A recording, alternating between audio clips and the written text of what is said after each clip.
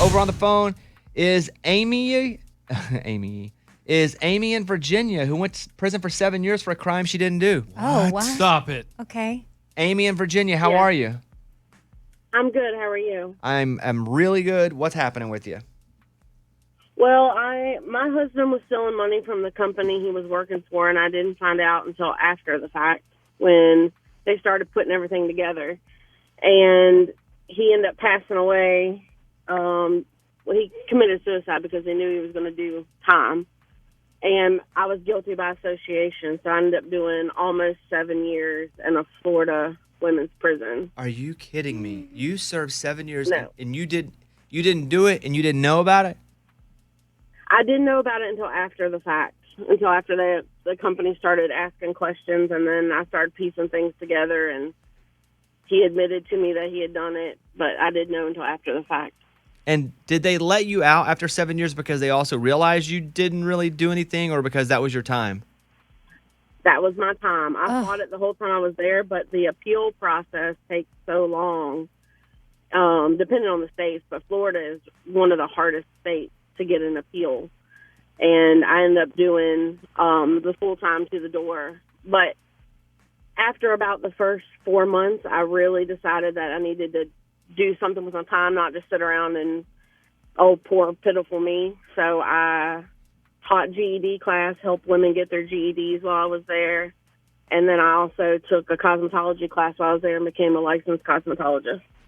When you get out of prison, how hard is it to get back into normal world and get jobs and, what's that situation like? It was very, very hard because my family's in Virginia and I was in Florida at the time. So I moved back home to Virginia, and you always, people look at you and you're like, oh my God, do they know my situation? And then when you fill out a job application, you have to put that you're a felon. And some people automatically just shut you down, and then some people don't. So I was lucky and got a company that gave me an opportunity, and I've been there going on 5 years now, and I'm in a management position, and I've really, really done good for myself since I've been out. But it was definitely hard to readjust. Have you talked? Like, I still wake up at 5:30 every morning because that's when the lights came on in prison every morning at 5:30 a.m. Have you talked to anybody to some? Because I know that I would be so resentful. To just every part of me would be so angry at the system, the people that, I couldn't shake it. There are things now I still can't shake from even childhood. So how are you going day to day without being so mad all the time? A lot of counseling.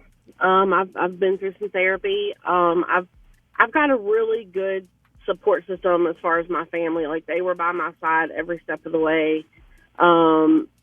And I just, communication. I still have a hard time being around officers if I see them. And it's hard because it's not their fault, but you still have that anger because there are people that sit in prison for things they didn't do. It's easy for someone to say they didn't do it, but coming from someone who actually didn't do it, it's hard. When they convicted you, do you think the people that did the convicting, whatever part of that team, do you think they knew you really didn't, but they needed someone to actually go down for it so the job would be complete? Yes.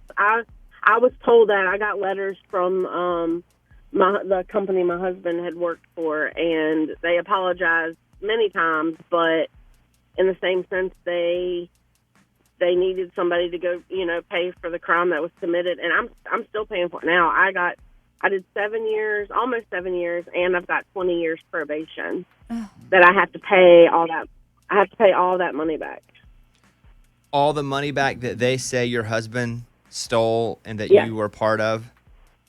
Yes. Were you complicit in their mind with what he was doing? Did you know and you weren't complicit? What did you go down for?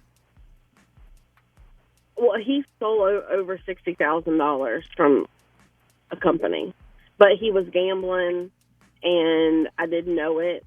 It was almost like he was leading a double life, a life that I didn't even know about until after they started asking questions, and then I started piecing things together. It wasn't like we were going out on shopping sprees and buying a bunch of things. And I'm like, well, man, he only makes X amount of money, and how are we able to afford this? Like, it was a total different lifestyle. He had another woman on the side. He had kids on the side. I mean, it was a whole different lifestyle for him. So you had no idea that he was doing something illegal, and then you had no red flags because it's not like y'all were living this extravagant lifestyle.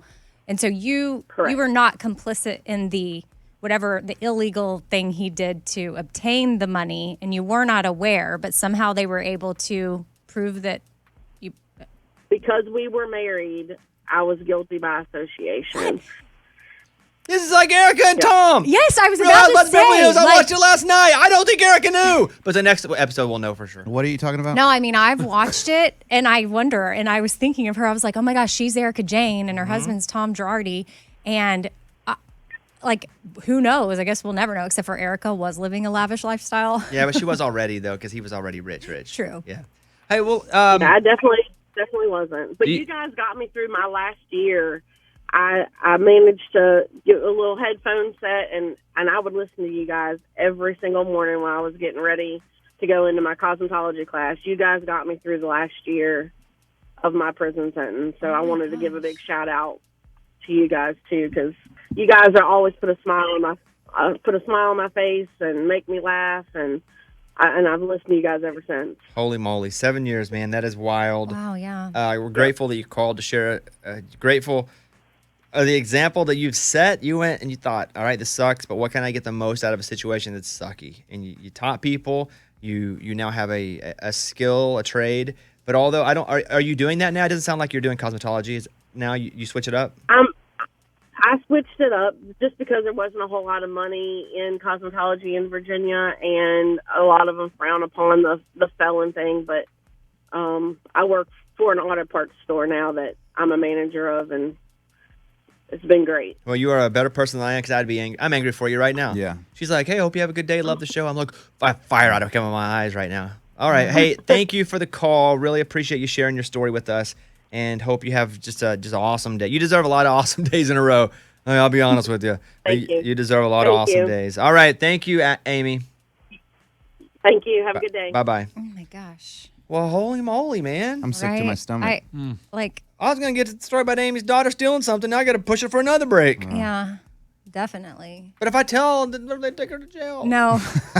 I mean, it's going to be up to you, I guess. Oh, yeah, she stole something from me. Oh, wow. There's a twist. I didn't know that part. Yeah. There's a twist. So- Okay. Hey, you guys can call us. Let me just commend the listeners of this show. 2 A-plus calls. Back to back. Yeah, the flight attendant and the Amy. Who had something to lend to the stories that we were talking about. Who goes, oh, I can relate, or I know something. Like, you pin a rose on your nose out there. Great job. It's a Bobby Bones show.